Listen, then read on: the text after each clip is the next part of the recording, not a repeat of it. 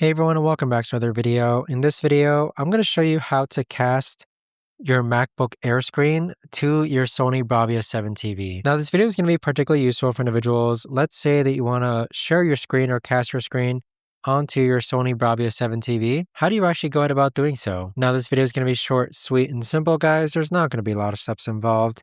So there are a few preliminary steps that you have to make sure of. The first thing that you want to do is that you want to make sure that the Wi-Fi network on your TV is connected to the same Wi-Fi network as your laptop. So if you're at a friend's place or a family member's place, go ahead and make sure that both Wi-Fi networks are connected to the same. Afterwards, where it says quick settings, click on quick settings, then go ahead and click on, I'll scroll up a little bit. Go ahead and click on all settings on the top right. And then from here, you want to go ahead and click on system. And then from here, you want to go ahead and click on cast. So set this to while casting or always, but once that's set on your laptop now, so if we go back to our laptop, you want to go ahead and have a Google Chrome tab open. And then with that, you can right click on a tab and then click on cast and then select your TV here. So as you can see, we're now sharing our screen here to our screen here, or from our laptop to our TV there. But there you have it, guys. That right there is the best and easiest way that I know of to actually go ahead